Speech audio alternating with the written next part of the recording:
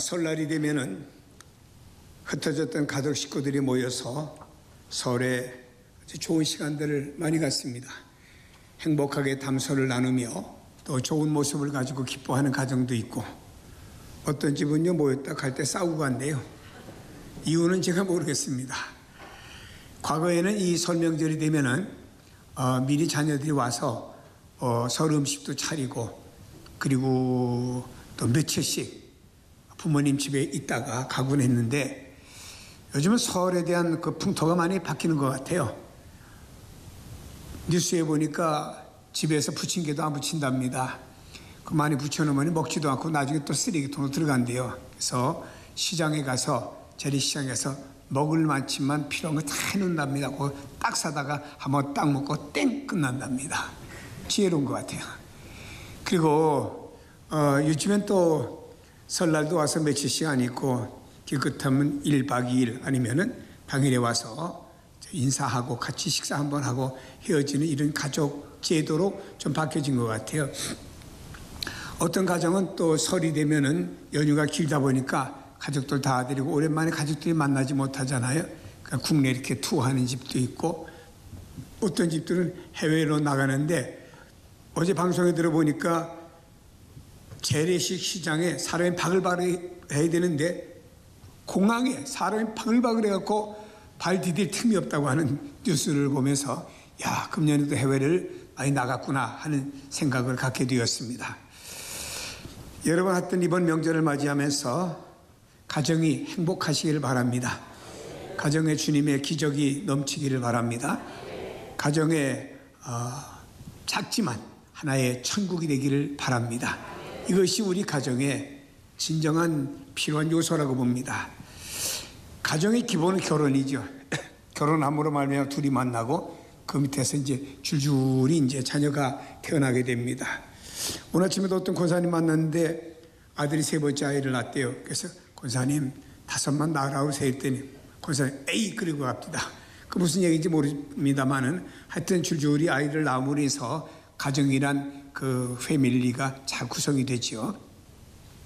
하나님께서 에덴 동산에 아담이라는 사람이 홀로 있으니까 가정이 아니었습니다. 쓸쓸해 보였습니다. 그래서 아담의 배우자로 하와를 만들어서 아담에게로 가게 했습니다. 아담이 너무 좋아서 사랑의 고백을 이렇게 했습니다. 이는 내 뼈 중에 뼈요, 내 살 중에 살이로다. 이상의 고백이 어떻습니까?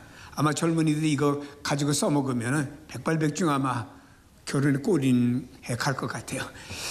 여러분, 그런데 이 아담과 하와가 그만 하나님이 따먹지 말라는 선악과를 따먹음으로 말미암아 하나님이 오셔서 왜 따먹었냐 그랬더니 저 부인 때문에 따먹었어요. 너는 왜 따먹었냐? 사탄이 뱀이 와서 꼬셔서 먹었습니다. 이러면서 가정에 좋았던 이 관계들이 깨지고 서로 핑계대고 서로 미워하고 질시하는 이런 일들이 생기게 되었습니다. 그래서 아담 아들 대에 와서는 서로 형제간에 미워하다가 사람까지 죽이는 이런 살인것까지 벌어졌잖아요. 이 후손으로 우리에게 오다 보니까 오늘의 가정에도 보면 뭐 싸움도 있고 뭐 여러 가지 분쟁들이, 그래서 아담 이후에 그 원죄로 말미암아 이런 일들이 일어나게 된다는 사실 우리는 알 필요가 있습니다. 자, 오늘 본문으로 돌아가겠습니다. 예수님이 첫 번째 이적을 행하셨던, 그것도 행복을 만들어가는 혼인잔치집에서 일어난 사건을 다루고 있습니다. 이 혼인 예식은 예수님께서 갈릴리로 오신 지 3일 후에, 즉 나다나엘이 예수님을 만난 이틀 뒤에 일어난 사건입니다. 예수님의 어머니 마리아도 참석을 했습니다. 그러나 요셉에 대해서는 말하지 않고 있습니다. 여러분, 예수님의 가문을 보고 있습니다. 요셉과 마리아가 정혼을 했습니다. 그런데 성령께서 마리아의 몸을 빌려가지고 요셉과 결혼하기 전에 예수님을 태어나게 했습니다. 그 다음에는 요셉과 마리아가 또 결혼해가지고 인간적으로 볼 때 예수님의 동생들을 쭉 낳게 된 것이 성경에 나오는 말씀입니다. 근데 여기에 마리아는 참석을 했는데 요셉에 대해서는 언급되지 않았습니다. 아마 집에서 일하고 있을까? 아닙니다. 주석학자들은, 성경학자들이 이렇게 말합니다. 요셉은 일찍 죽었다고 말합니다. 장자였던 예수님은 동생들의 동생들이 성장해가지고 스스로 생활을 해 나갈 때까지 집에 머물면서 동생들을 돌보았던 분이 예수님이셨습니다.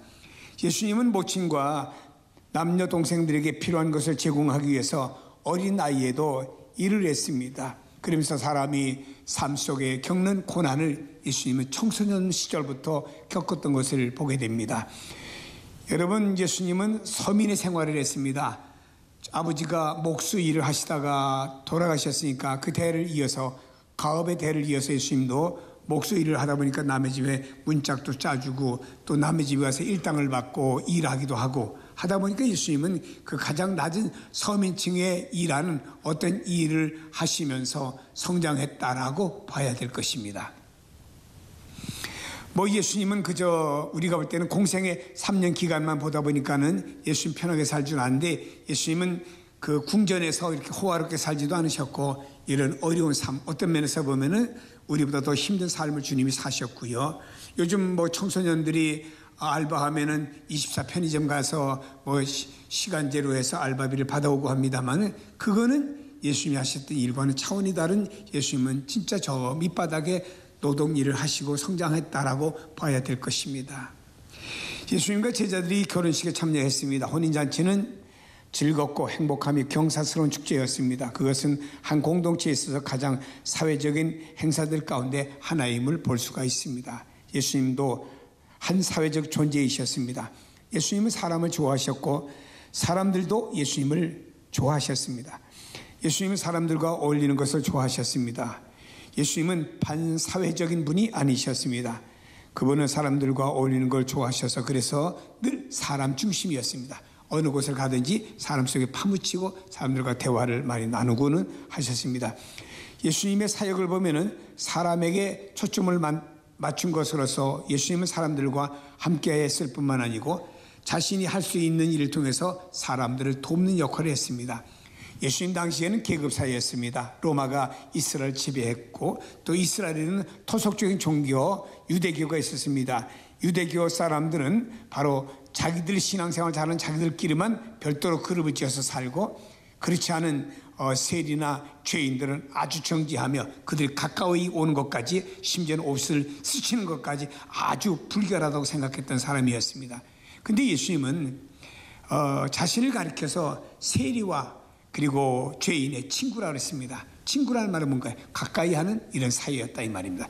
예수님은 사람을 좋아했고 그러다 보니 이런 소외 계층에 있던 수많은 사람들이 예수님을 따르게 되었습니다. 우리가 초대교회를 보면은 초대교회를 이렇게 소개하고 있습니다. 사도행전 2장 42절에 보니까 저희가 사도의 가르침을 받아 서로 교제하며 떡을 떼며 기도하기를 전혀 힘썼다.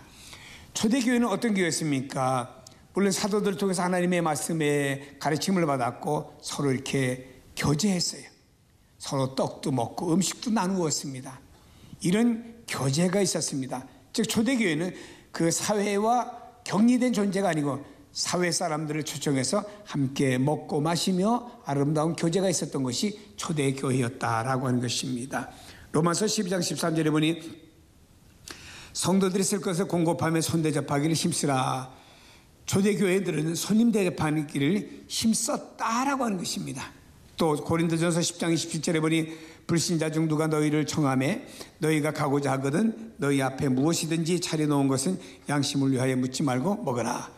여러분, 유대인들은 이 불신자 또 고린도 교인들에게는 신자와 불신자가 먹고 또 먹지 못할 음식들이 많이 있었습니다. 왜냐하면은 고린도 교회 지역에는 그 짐승을 잡으면은 먼저 우상의 제단에 갔다가 놓았다가 와서 그 다음에 그 시장에다 팔고 합니다. 그러니 어느 물건이 어느 짐승이나 어느 음식이 그 우상에 갔다 왔는지는 모릅니다. 그때 사람들은 깨림직하니까 자기들끼리만의 별도의 어떤 고기도 자꾸 해서 먹습니다. 그러나 바울은 말했습니다. 불신자들이 너희들을 청하면 가라. 그리고 뭐든 차려놓으면 이게 맞냐 안 맞냐 따지지 말고 먹어라 그랬습니다. 이 말은 무슨 말인 거예요? 불신자와도 교제를 하라 이 말입니다. 오늘 우리가 예수를 잘 믿는다고 하면서 불신자와 자꾸 차단된 속에서 살아가는데 그러지 말고 불신자와도 우리는 교제가 필요하다라고 하는 것을 말씀했습니다. 그래서 기독교는 말이에요, 은둔 종교가 아닙니다. 폐쇄적으로 살 것을 말씀한 것도 아닙니다. 사회적으로 서로 어울리며 신앙과 삶의 균형을 이루어 나가야 됩니다. 사회가 너무 바쁘다고 서로 어울리지 못하면 혼자 살 수 없는 세상이 되어버리고 맙니다. 고독해지죠. 요즘에는 그 대형 마켓에 가보니까 혼자서 한 끼 식사를 해 먹을 수 있는 걸 따로 이렇게 해서 팔더라고요. 그래서 배추도 무슨 과일도 다 잘라서 한 끼 먹을 수 있는 걸 파는 것을 봤습니다. 어느 식당에 가보니까 혼자서 식사하는 코너가 이렇게 도서관 모양을 만들어서 이렇게 코너 만들어 갖고 혼자서 차려놓은 것 가지고서 혼자 먹고 나가도록 하는 데도 있더라고요. 그런데 여러분, 그렇게 혼자서 한 끼를 먹고 사다가 무엇인가 혼자 음식을 해 먹지만 그 사람들의 얼굴이 TV에 비치는 모습을 보면 행복한 얼굴이 아닙니다. 우리는요, 이렇게 더불어 사는 거예요. 가족들끼리 더불어 살고, 뭐 지지구복과도 더불어 살고, 이렇게 다 더불어 사는 겁니다. 지금은 지지구복지만 세월이 지나다 보면 다 추억거리입니다. 그게 좋은 추억거리로 남는 거예요. 여러분, 자녀들 키우다 보면은 참 어떤 부모가 그랬다. 아이고, 저거 내다 버리지도 못하고 내가 저 인간을 낳고 왜 미역국을 먹었느냐. 미역국 싫으면 시락국을 잡수지 왜 그랬어요. 그건 이제 힘들다 이거죠. 그래도요, 다 성장하고 나면요, 다 이 추억거리가 되는 겁니다. 추억거리가. 이게 추억거리는 게. 가정에 여러분 여러 가지가 다 갖춰져 있는데도 기쁨이 없다고 해보세요. 그 얼마나 가정이 힘든 가정이 됩니까? 그 다른 거에 부족하다고 봐요. 그래도 기쁨이 충만하면 어떡합니까? 거기에 행복이 있는 거 아니겠어요? 한번 그 필리핀에 선교하러 갔습니다. 그 자유의 섬이라고, 거기 있는 사람들은 버려진 쓰레기 더미 가서 이거 분리수거해가지고 모아서 팔아서 먹고 사는 사람이니까 온 몸이 말이 아니지. 그러니까 그 사람들은 늘 쓰레기 더미에서 일하다 보니까 폐결핵이 많더라고요. 그 사람이 사는 집이라고 하는 그 박스를 지었고 위만 스레트로 얹었습니다. 그 집을 제가 사진까지 찍어 왔는데, 그런데 그 집에 앉아 있는 사람이 반바지 하나 입고, 그 필리핀 사람은 콜라를 많이 마시니까 콜라 한 병 들고 치아도 빠져갖고 앞니 2개밖에 없어요. 그걸 마시는 모습이 얼마나 행복해하는지요. 여러분, 그 박스집 속에서도 콜라 한 병 갖고 행복해하는 사람이 있더라고요. 여러분 가정에 환경이 어떠하든지 간에 진짜 모이면 행복하고 기쁨이 충만합니까? 이게 가정의 천국인 거예요. 그런 천국을 만들어 가야 돼요. 자꾸 우리는 소위 어떤 조건이 채워짐으로 가정의 천국을 만들려는데 그거는 죽을 때까지 안 돼요. 여러분, 우리는요, 주님 말씀했습니다. 나는 너에게 기쁨이 충만하게 해주기 위해서 이 땅에 왔다고 말씀했으니 주님으로 말미암아 기쁨이 충만해지기를 축복합니다. 예수님께서는 새롭게 창조하실 능력이 있어서 이 이적을 통해서 그러한 능력을 나타내셨고, 나타내셨다고 하는 사실을 믿는 사람도 있고 믿지 않는 사람도 있어요. 둘 중에 하나입니다. 예수님은 창조의 능력이 있어서 물이 포도주로 바꿔서 믿습니다. 믿는 사람도 있고 안 믿는 사람도 있다 이 말입니다. 여러분 다 믿음의 사람이 되기를 바랍니다. 성도들 가정이 혼인집과 같이 기쁨과 행복이 가득한 집이 되기를 원합니다. 성도들의 삶 속에 인간의 한계를 느끼며 힘들어하는 삶이 올 수도 있다고 봅니다. 혼인집이 행복으로 떠들었는데 행복은 잠깐입니다. 포도주가 떨어져 당황하는 삶으로 직면하게 되었습니다. 우리도 그럴 수가 있다 이 말입니다. 그러나 여러분, 하나님이 여러분을 선택하고 부르셔서 하나님의 자녀로 삼아주셨기 때문에 행복과 불행도 바로 주님의 간섭 속에 있고 주님이 합력하여 선을 이룬다는 사실을 믿으시기를 바랍니다.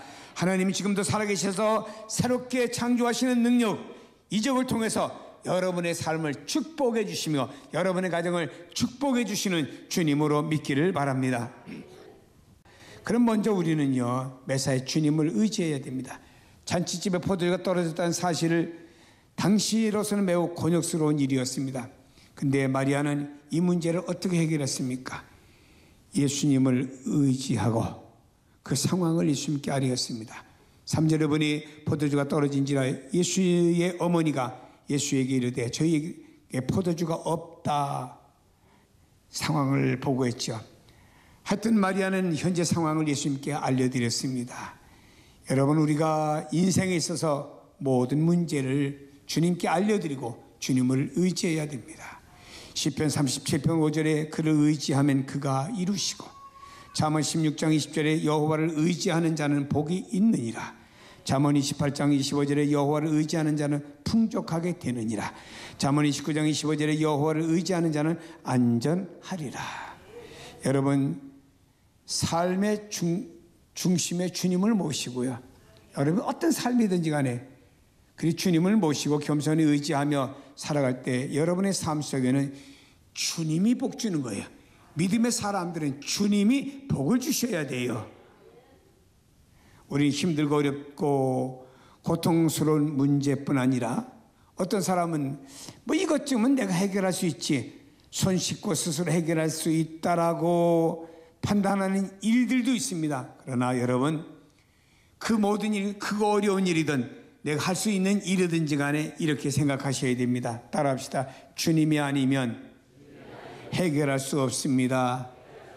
매사에 우리의 삶이 내가 할 수 있는 것도 내가 할 수 없는 것도 주님이 아니면 해결할 수 없나이다. 겸손히 주님만 전적 의지하고 그 앞에 엎드리는 태도로 살아갈 때 나의 삶은 내 삶이 아니고 주님의 삶으로 그분이 인도하는 역사가 일어날 줄로 믿습니다. 왜 사람들이 살다가 낙심하고 절망합니까? 자기의 삶을 자기가 해결하려고 하다가 지쳐서 이렇게 되는 겁니다.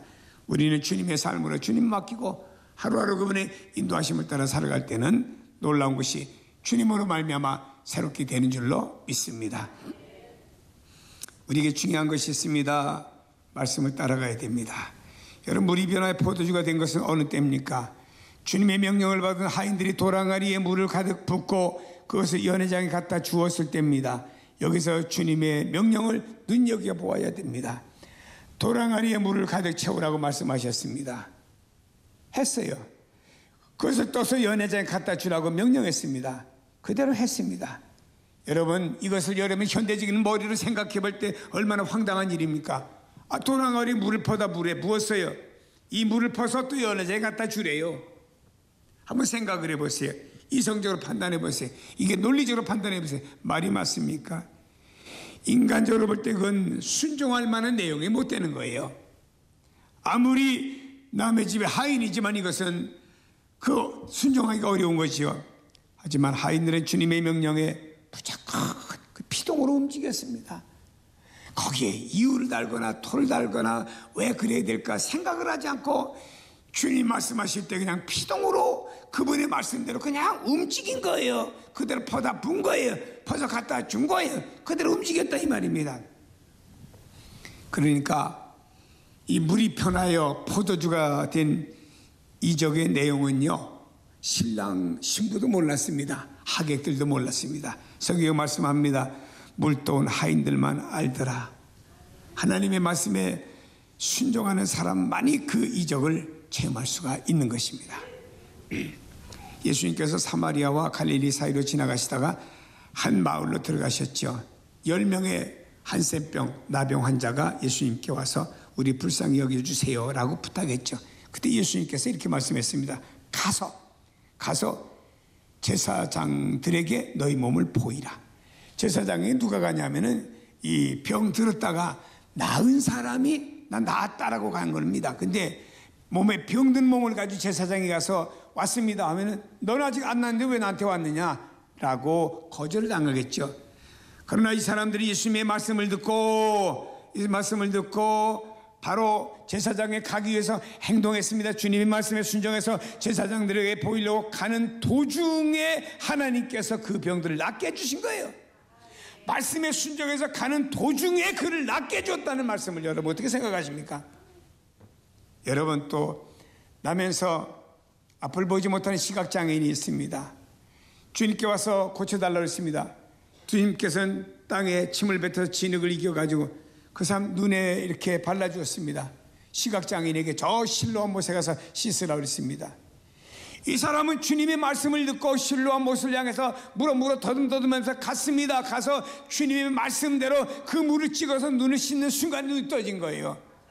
여기서 여러분 이 두 사건은 뭐냐면 말씀에 의해서 행동하고 말씀에 의해서 순종하게 될 때 거기에 하나님의 기적과 역사와 능력이 임한다고 하는 거예요. 앉아가지고 하나님의 말씀을 멀리하고 내 뜻과 내 생각과 내 머리만 가지고 굴린다고 하나님의 역사가 나타납니까? 안 나타납니다, 여러분. 우리에게 중요한 것은 하나님의 말씀에 따른 순종이에요. 아무리 우리가 주님을 의지한다고 해도 주님의 말씀에 주님의 뜻에 불순종하면은 어떻게 역사가 일어나겠습니까? 주님을 의지하는 사람은 그분의 말씀에 의해서 행동으로 옮겨져야 된다, 이 말입니다.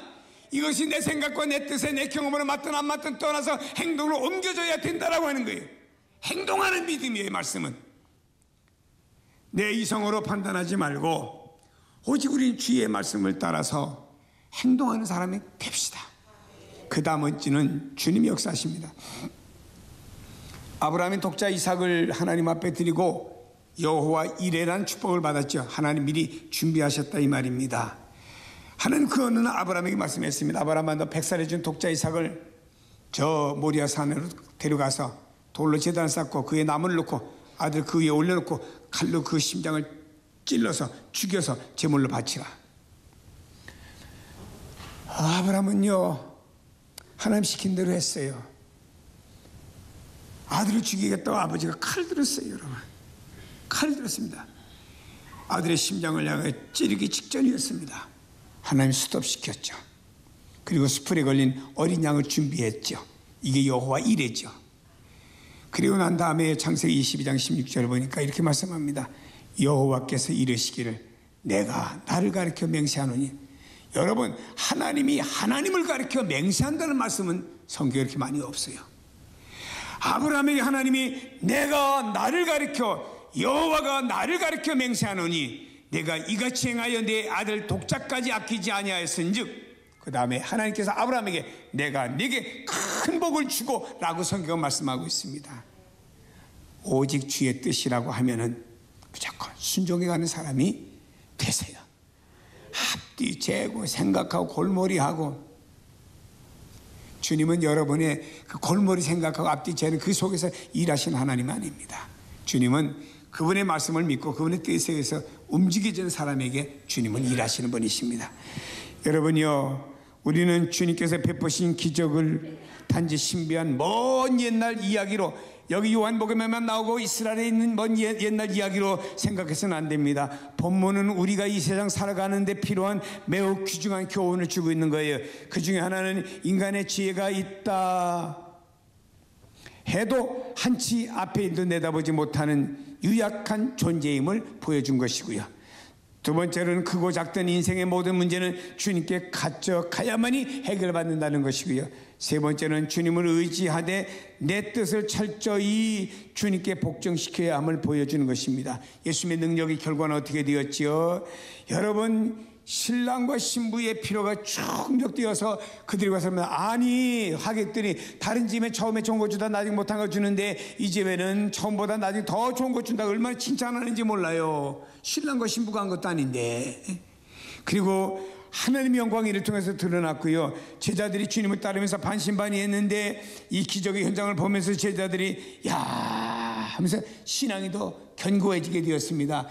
여러분의 이런 믿음의 순종을 통해서 나타나는 어떤 일들이 여러분 가정의 신앙이 더 강해지는 역사가 있기를 축복합니다. 그리고 더 좋은 포도주로 축복해 주셨습니다. 나중에 더 좋은 것 주었다고 축복해 주었습니다. 여러분, 여러분의 삶이 오늘이 어떻든지 간에 나중에 더 좋아지는 놀라운 역사가 있기를 주 예수 이름으로 축복합니다.